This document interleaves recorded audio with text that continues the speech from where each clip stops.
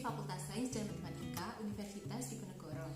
Pada tahun ini saya mengikuti kegiatan KKN atau kuliah kerja nyata tim 2 Universitas Diponegoro periode tahun 2020. KKN kali ini dilaksanakan berbeda dengan KKN sebelumnya, di mana kegiatan KKN sebelumnya dilaksanakan secara berkelompok dan di lokasi yang telah ditentukan oleh universitas. Sedangkan untuk KKN tahun ini dilaksanakan di domisili masing-masing mahasiswa dan dilaksanakan secara mandiri atau individu dan dikenal dengan nama KKN pulang kampung. Hal ini dikarenakan karena adanya pandemi COVID-19 yang tidak memungkinkan kegiatan KKN sekarang dilaksanakan seperti KKN sebelumnya. Untuk KKN kali ini mengusung tema pemberdayaan masyarakat di tengah pandemi COVID-19 berbasis pada tujuan pembangunan berkelanjutan atau SDGs, di mana terdapat 2 program kerja multidisiplin, yaitu mengenai COVID-19 dan mengenai pembangunan berkelanjutan. Saya sendiri melakukan KKN di Desa Wonosari, Kecamatan Trucuk, Kabupaten Klaten.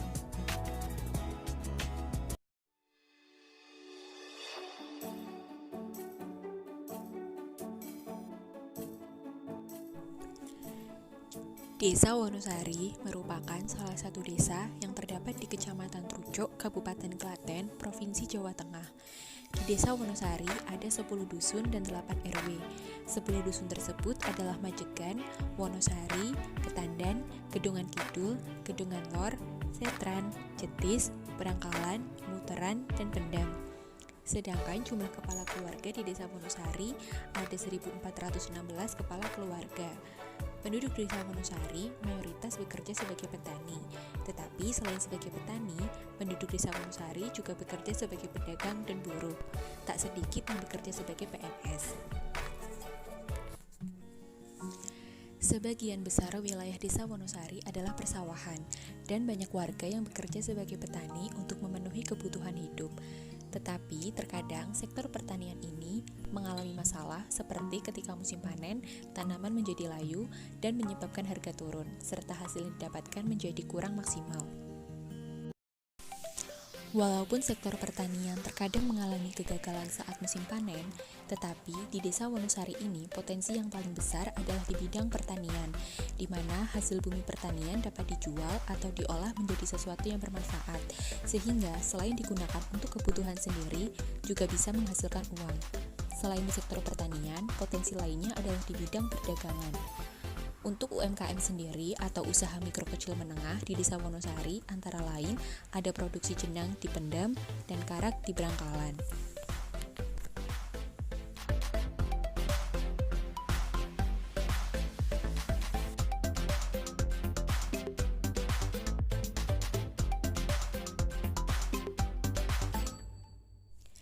Di tengah pandemi COVID-19 sekarang ini, sangat diperlukan kesadaran para warga untuk selalu menjaga kebersihan dan mematuhi protokol kesehatan untuk mencegah penyebaran virus COVID-19.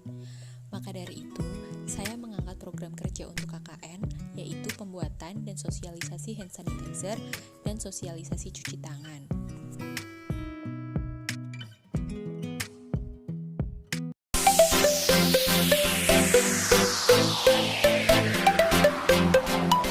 Pertama-tama, kita harus menyiapkan 50 gram daun sirih yang telah dicuci dan dikeringkan sekitar selama 45 menit, kemudian dipotong kecil-kecil. Daun sirih yang telah dicuci dan dikeringkan tadi dipotong kecil-kecil seperti ini.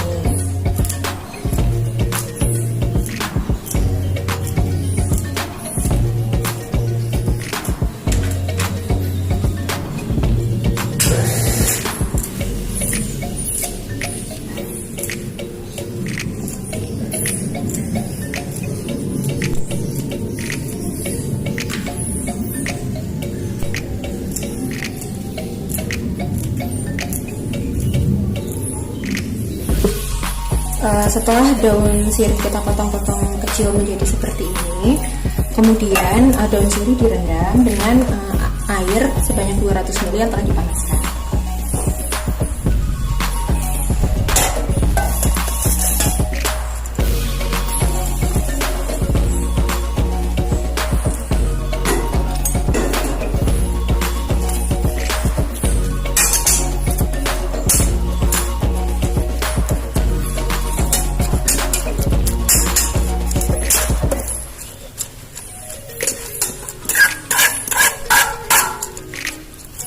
Pastikan semua daun sirih ini direndam.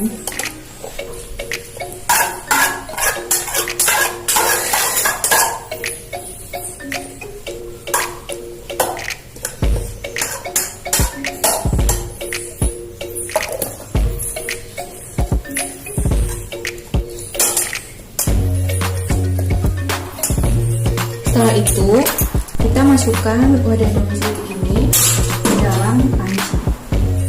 Nah, telah diisi air untuk dikukus.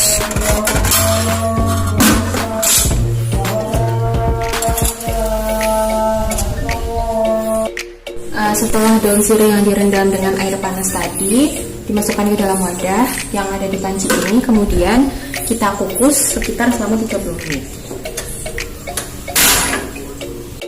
Dikukus selama 30 menit, maka daun sirihnya akan penampilan seperti ini, menjadi berwarna coklat.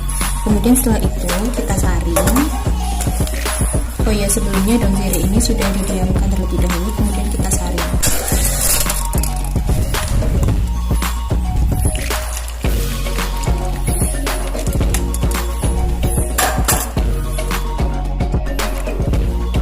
Setelah daun sirih tadi kita saring, kemudian didapatkan ekstrak sebanyak 40 ml. Kemudian selain itu ada perasan jeruk nipis 8 ml dan air 50 ml.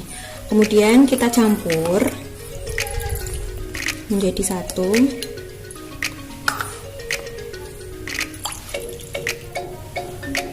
Dan kita aduk agar menjadi homogen atau rata.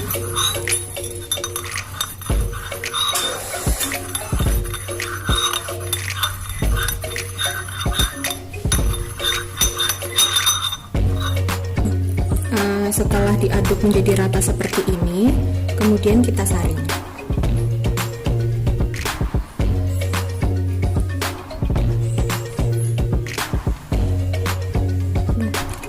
Setelah kita saring, yang tadi dicampur rata menjadi seperti ini, kemudian kita masukkan ke botol semprot.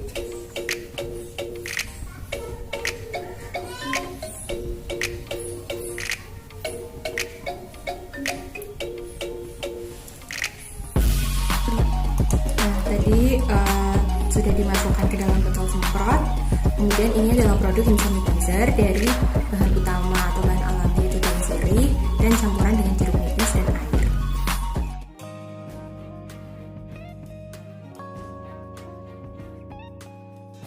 Saya mengusung tema COVID itu tentang penggunaan hand sanitizer. Soalnya kan hand sanitizer kan di era sekarang ini kan tidak masker kan. Terus kan banyak yang dorong. Terus kan bahan-bahannya kan juga kadang kan sulit didapatkan seperti alkohol. Nah, ini saya buat hand sanitizer dari bahan alami. Nah, bahannya itu dari daun sirih sama jeruk nipis, utamanya sih daun sirih. Nah, ini tuh nggak pakai alkohol karena daun sirih itu kandungannya itu seefektif alkohol untuk mengurangi jumlah bakteri atau virus. Nah, daun sirih itu mempunyai kandungan senyawa aktifnya, contohnya itu saponin, flavonoid, sama polifenol. Pokoknya 3 senyawa komponen itu berfungsi untuk mengurangi jumlah bakteri. Nah, terus ini bahannya itu kan daun sirih sama jeruk nipis sama air. Nah, untuk langkah pertamanya itu daun sirihnya itu dicuci, habis dicuci dikeringkan. Dikeringkannya boleh tidak di bawah sinar matahari langsung selama sekitar 30 atau 45 menit. Kemudian setelah dikeringkan, daun sirihnya itu dipotong-potong kecil-kecil, terus direndam di dalam air panas. Air panasnya itu berfungsi untuk membunuh bakteri-bakterinya. Nah, habis itu setelah direndam dengan air panas, semuanya terendam, kemudian dikukus selama 30 menit. Daunnya sama airnya apa cuma? Daun sama airnya nanti, kan yang udah direndam tadi dikukus selama 30 menit.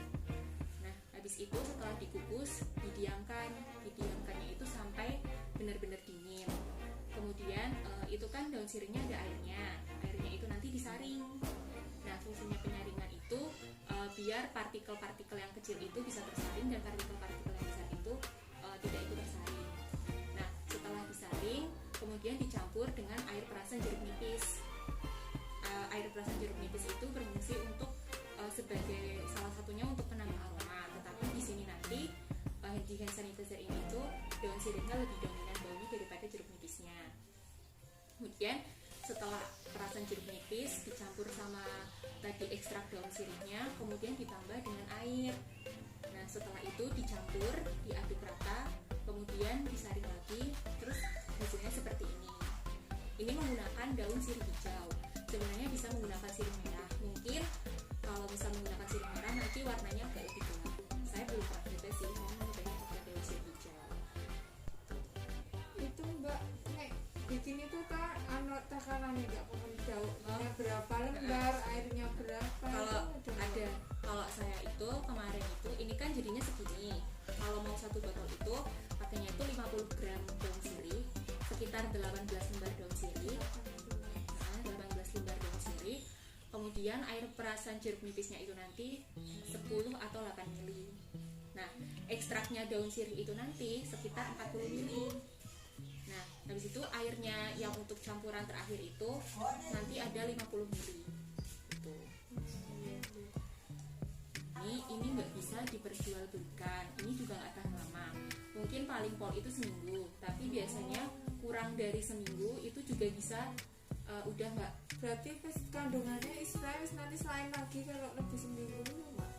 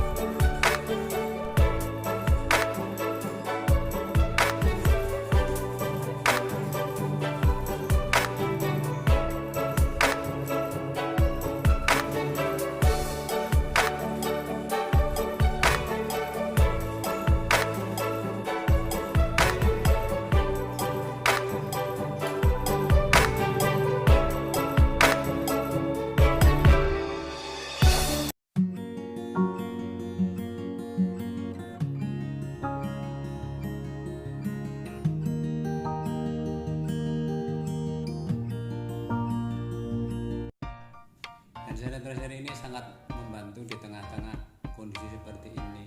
Soalnya dibuatnya dari bahan-bahan alami, terus bahannya mudah didapat. Juga cara membuatnya juga mudah. Tapi menurut saya hand sanitizer ini baunya kurang wangi. Bau sirihnya lebih mendominasi. Jadi menurut saya ditambah pewangi sama kurang tahan lama. Jadi dipakainya cuma sebentar.